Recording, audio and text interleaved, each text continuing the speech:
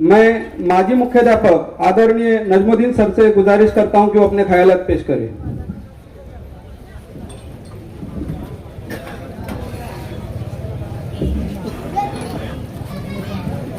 अस्सलाम वालेकुम। स्टेज पर बैठे हुए मालेगांव के मुकर्रर खुसूस मौलाना रिजवान साहब और जो उम्मीदवारी कर रहे हैं वो सभी उम्मीदवार, खुसूसन मक्कू सेठ, रोशन आपा, फारूक मेमन और फरीद भाई और रोशन सेठ, उसी तरह से मेरे सामने जो जम्मे गफीर बैठा है, तमाम भाइयों, 2 दिसंबर को जो म्युनिसिपल का चुनाव होने जा रहा है, उसके सिलसिले में आज की एक कॉर्नर सभा यह मुनक़द की गई है।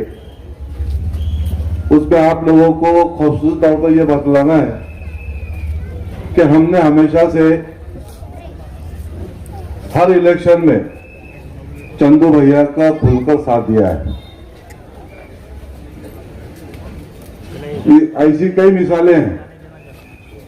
चलो, शिवपुर की एक मिसाल है अमरीश भाई पटेल की, जलगांव की मिसाल है सुरेश दादा जैन की, जहां उन्होंने गांव के विकास को देखते हुए पक्षों को बदला और गांव के विकास को प्राधान्य दिया, प्रायोरिटी दी। तो उसी तरह से वहां के मुसलमानों ने भी उनका खुलकर साथ दिया, उनके साथ एकजुट रहे। कभी भी उन्होंने उनके साथ गद्दारी नहीं की। यही कि हमारा नेता सेकुलर है, हमको सबके साथ में लेकर चलता है, इसलिए हम उसके साथ हैं।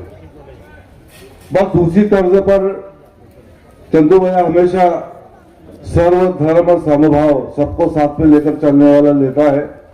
न हिंदू मुसलमान का फर्क करता है, न ऊंच नीच का फर्क करता है। जब भी मुसलमानों का कोई काम आता है तो चंदू भैया, कोई दूसरा नेता आए या ना आए, वो सबसे पहले हाजिर होने का काम करता है, हमारे काम करता है, चाहे डायरेक्टली हो या इनडायरेक्टली हो। एक जमाना था दोस्तों, आज से 40 साल पहले का, जब पटेल सिंह भैया का राज था, तो मुसलमानों के अंदर 2 नेता आमतौर पर खास तौर से गिने जाते थे, एक गुफरान दादा और एक बरकत मियां। दोनों की तूती बोलती थी।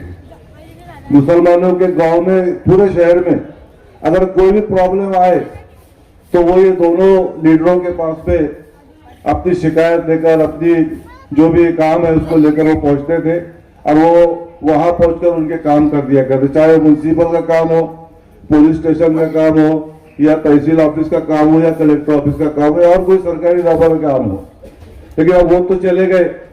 अब उसकी खामी को अल्लाह ताला टप्पे टप्पे से पूरा करता है। उसको, उस जगह को पूर्ण करने के लिए कोई ना कोई अल्लाह किसी न किसी को पैदा कर देता है। और आज वो काबिलियत, वो डेयरिंग, वो नेतृत्व, वो नेता आज हमारे अंदर कुदरत ने हमारे सामने रखा है। पिछले 10 सालों से हम देख रहे हैं मक्कू सेठ के नाम से, जो हमारे बीच में है, नौजवान है। कभी भी उसने, कोई भी नंदुरबार से किसी भी कोने का कोई आदमी उसके पास अगर आया हो तो उसने अपनी जात से पैसा खर्च करके उसका काम किया है। काम करने वाले से कभी पैसा नहीं मांगा है कि इतने पैसे लेंगे काम करके दो। तो बहरहाल ऐसा एक नेतृत्व हमारे बीच में कुदरत ने ला खड़ा किया है। और चंदू भैया का एक खास जिसको हम कहेंगे आदमी के नाम पर उनको गिना जाता है। बहरहाल मैं एक मुख्तसर में, क्योंकि मेहमानों को भी सुनना है, लेकिन मुख्तसर में आप लोगों को ये बता दो कि मक्कू सेठ ने और उनकी टीम ने चंदू भैया के माध्यम से जो मुस्लिम समाज के अलग अलग काम किए हैं, उसमें बादशाह नगर का जो हॉल है उसका एक डोम वहां पर चंदू भाई ने बनवाया, कब्रिस्तान का गेट वहां पर उन्होंने लगवाया। उसी तरह से ईदगाह के, साल में हम 2 मरतबा ईदगाह में जाते हैं, तो हमने देखा है कि ईदगाह को लगकर जो जमीन थी सीधे आपके ऊपर, वहां पर फेवर ब्लॉक रखकर सीमेंट कंक्रीट का वो बनाकर सीमेंट फेवर ब्लॉक लगाया, एक बड़ा पटांगन नमाजियों के लिए वहां पर उन्होंने करने की कोशिश की और वो कंप्लीट किया। उसी तरह से दीप मार्केट की तरफ एक जमात खाना बनाया, जिसे हमारे मरहूम शब्बीर सेठ हाजी बिस्मिल्ला जो कई सालों से नगर सेवक रह चुके थे और भैया के खासों खास थे, उनका नाम उस हाल को दिया। जब हमारे नंदुरबार में ऐसा लगने लगा कि हाजियों की तादाद बढ़ रही है, इनको ट्रेनिंग में कहीं न कहीं जगह होना चाहिए, मक्कू सेठ के साथ हमने बात रखी कि सेठ अपनों को नंदुरबार में हर जिले में एक हाउस हाउस है, अपने नंदुरबार में भी हाउस हाउस होना चाहिए। भैया के सामने जब बात गई तो पटेलवाड़ी का एक जो ओपन स्पेस था वहां पर भैया ने बाकायदा हज हाउस बनाया और मौलाना जैनुल आबिदीन, मरहूम मौलाना जैनुल आबिदीन साहब का उस हॉल को नाम दिया, जो आज कई तरह के कामों में इस्तेमाल होता है। उसी तरह से जितनी मुस्लिम बस्तियां हैं उसके अंदर सोलर लाइट जहां जहां मुमकिन हो वहां पर लगाने की कोशिश की गई, लगाया गया। और एक सबसे बड़ी बात कि हमारे अंदर एक पिछड़ा समाज है, धोबी समाज, जो बड़ा मेहनती है, रात दिन बेचारे मेहनत करते हैं, कपड़े धोने के लिए जाते हैं। तो वो धोबी घाट होने के पहले नदी में पानी रहो ना रहो, वो अपना काम बड़ी मेहनत से किया करते थे। एक वक्त की बात है कि मेरे घर पर मौलाना लोगों की मीटिंग थी और धोबी समाज का शिष्टमंडल मेरे घर पर चलकर आया और मुझसे कहा कि भैया से हमको धोबी घाट बनाने के लिए, बोरिंग करने के लिए रिक्वेस्ट करने के, तुम बात करो। भैया ने उनको अंदर बुलाया और बुलाने के बाद कहा कि अभी तो इलेक्शन है, लेकिन 2-3 दिन में मेरे पैसों से बोरिंग कर देता हूं और इलेक्शन में आने के बाद तुमको ऐसा धोबी घाट बना के दूंगा कि नंदुरबार धुलिया जिले में वैसे धोबी घाट ना होगा।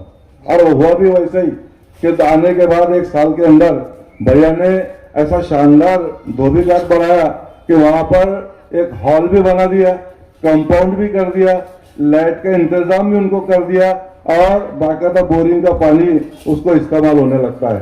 तो उनकी एक बहुत बड़ी राहत, एक बहुत बड़ी आसानी उनके लिए हो गई। बहरहाल इतने काम तो हमारे नजरों में है। मनार जमात खाना, मनार मोहल्ले के अंदर भी जो जमात खाना खड़ा है वो जमात खाना भी भैया ने बना कर दिया है। मानिक दादा हॉल के ऊपर दूसरा हॉल और आगे का जो डोम है, अपने यहाँ शादी के लिए बड़े बड़े हॉल नहीं है, तो भैया साहब ने वो हॉल का ऊपर हॉल बनाकर नीचे डोम भी बनवाने का उन्होंने काम किया, जो हमारे लिए आज बड़ी राहत हम उससे महसूस करते हैं। बहरहाल ये सब बातें आए दिन हमारी जरूरत निकलती रहती है। मोहसिन ने जैसा यहाँ को बताया कि हमको ये करना है, वो करना है, जरूरत इंसान की कभी पूरी नहीं होती, आए दिन कुछ ना कुछ काम निकलते रहते हैं। और हमारे पास ऐसी टीम है कि मुस्लिम समाज के लिए जब जब भी कोई काम निकलेंगे तो भैया साहब के सामने बातें रखकर वो जरूर वो काम को करवाएंगे। जैसे ये काम हुए, इंशाल्लाह मुस्तकबिल में वैसे भी काम होंगे।